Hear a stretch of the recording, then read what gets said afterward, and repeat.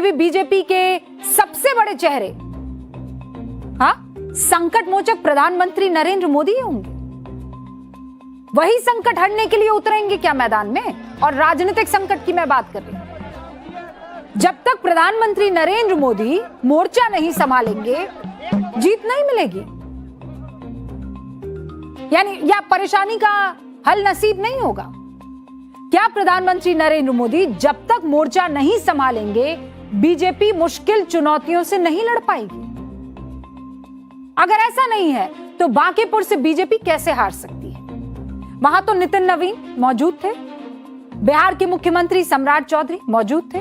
दो पावरफुल चेहरे हैं कि नहीं है, आप बता दीजिए मुझे। इन दोनों की जिम्मेदारी थी कि नहीं थी? सम्राट चौधरी की तो ये पहली परीक्षा थी, असफल कैसे हो गए? क्यों नहीं संभाल पाए राजधानी की वो सीट?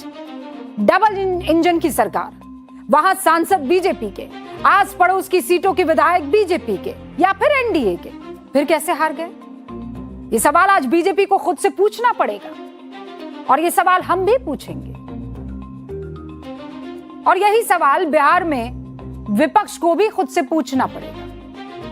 लेकिन उससे पहले इस बात को मत भूलिए, प्रधानमंत्री नरेंद्र मोदी जीत की गारंटी है, लेकिन अगर प्रधानमंत्री नरेंद्र मोदी मोर्चा नहीं संभालते हैं तो नो गारंटी नो वारंटी।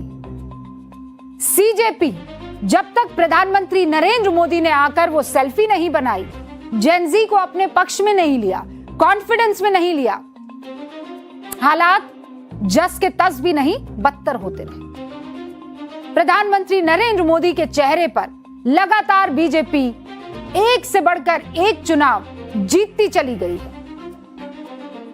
लेकिन अब बड़ा सवाल संगठन को भी और नेताओं को भी अपने आप से पूछना पड़ेगा कि उस जीत की गारंटी को और तगड़ा और पैना करने के लिए जो काम होना चाहिए था, ग्राउंड पर चुनावी रणनीति जो बननी चाहिए थी, वो बन पाई है। और आज ये सवाल इसलिए भी उठेंगे क्योंकि ये कोई ऐसी वैसी सीट नहीं थी, ये भारतीय जनता पार्टी के अध्यक्ष की, नए नवेले अध्यक्ष नितिन नवीन की सीट थी। और वो भी एक दो चुनाव पुरानी सीट नहीं, 95 से बीजेपी यहां पर जीतती रही है। तो इस बार ऐसा क्या हुआ कि एक नई नवेली पार्टी, उस नई नवेले पार्टी का नया नवेला चेहरा जो अब तक सिर्फ चुनावी स्ट्रैटेजीज बनाया करता था, चुनाव जीत जाता है। और अगर इन सारी चीजों को देखकर विपक्ष खुश हो रहा है, ताली बजा रहा है, तो ताली बजाते बजाते जरा रुक जाए और ताली में इस्तेमाल होने वाले इन दोनों हाथों में से एक हाथ का इस्तेमाल करते हुए इंडेक्स फिंगर को जरा अपने दिमाग पर लगाएं, मस्तिष्क पर, और सोचे इतनी पुरानी विपक्षी पार्टियां, चाहे वो कांग्रेस हो कि आरजेडी हो, उसकी जगह नई नवेली पार्टी को लोग क्यों चुनते हैं? विपक्षी गठबंधन का नाम तो महागठबंधन है, लेकिन महा जैसा वहां क्या कुछ बचा है? बिहार के सबसे बड़े पार्टी के तौर पर आरजेडी को जाना जाता है। आरजेडी के उम्मीदवार आप जानते हैं बांकीपुर में जमानत भी नहीं बचा पाई, और इसीलिए नसीहत अब घर से आ रही, कहीं और से नहीं। आरजेडी अध्यक्ष लालू यादव की बेटी तेजस्वी यादव की बहन रोहिणी आचार्य बांकीपुर के नतीजों पर क्या कहती है आप जानते हैं? वो कहती हैं, हालांकि उन्होंने एक्स पर पोस्ट किया है, वो कहती है बांकीपुर उपचुनाव के नतीजों से ये फिर से साबित हो गया है क्या जीत उसकी जरूर होती है जो लगातार लड़ता है, यानी कंसिस्टेंसी, जनता से उसका निरंतर जुड़ाव होता है, जो कार्यकर्ताओं और समर्थकों का सम्मान करता है और उनके साथ संपर्क और संवाद को कायम रखता है। बहन का बयान है, और ये सीधा बयान क्या अपने भाई तेजस्वी यादव की तरफ नहीं है या उनके लिए नहीं है? अब रोहिणी आचार्य किसको नसीहत दे रही है आप समझ ही गए होंगे, और अगर नहीं तो इस बयान को सुनकर तो पक्का समझ जाएंगे। चुनाव आता जाता रहेगा। आज सावन का पहला सोमवार और हम यहाँ दर्शन के लिए आए। चुनाव तो आता जाता रहता है, उसमें क्या टिप्पणी है? चुनाव आते जाते रहेंगे। आज सावन का पहला सोमवार है, हम दर्शन करने आए हैं, इस बयान से साफ है कि तेजस्वी यादव बांकीपुर उपचुनाव को लेकर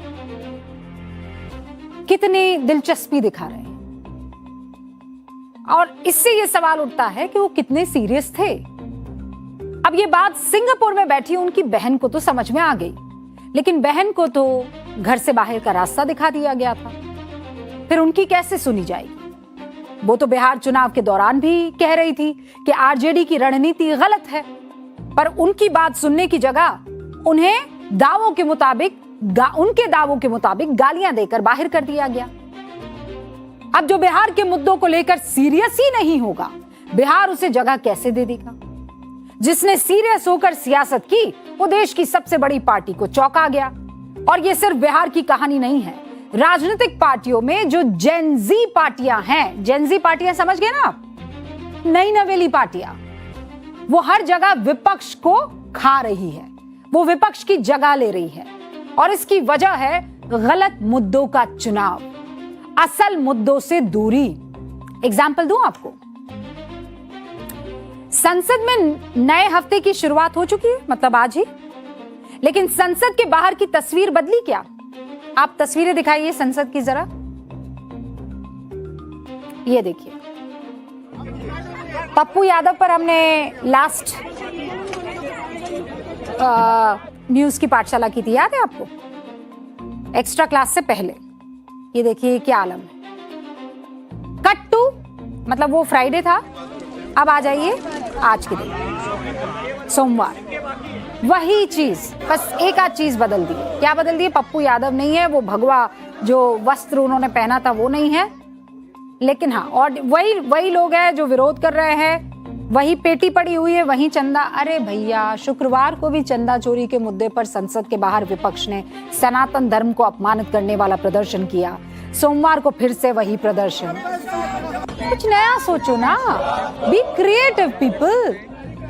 विपक्ष, खासकर कांग्रेस, समाजवादी पार्टी, दोनों, इनको लगता है चंदा चोरी का मुद्दा विपक्ष के लिए काम कर जाएगा, जनता को इस मुद्दे पर कनेक्ट कर लेंगे हम लोग।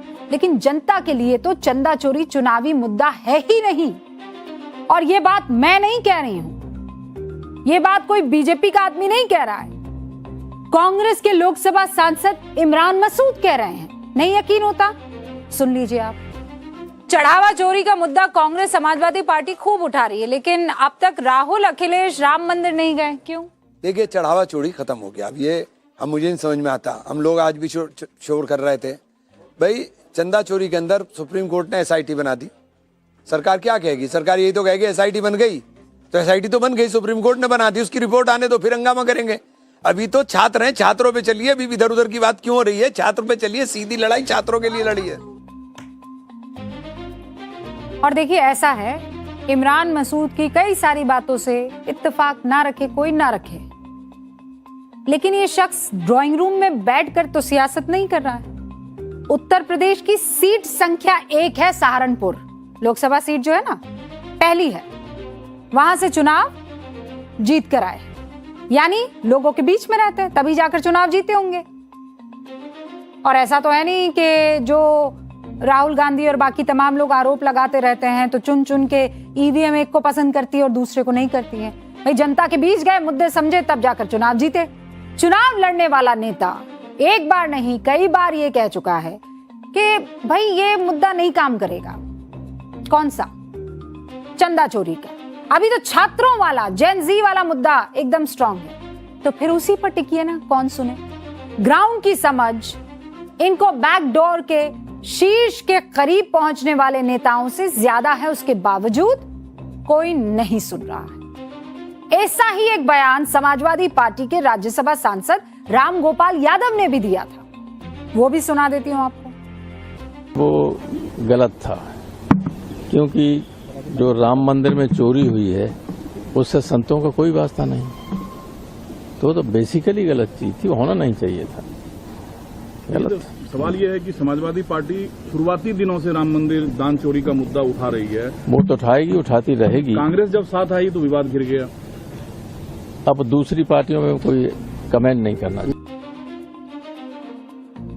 समाजवादी पार्टी भी वही चंदा चोरी वाले मुद्दे पर अटकी हुई है और कांग्रेस भी वही चंदा चोरी वाले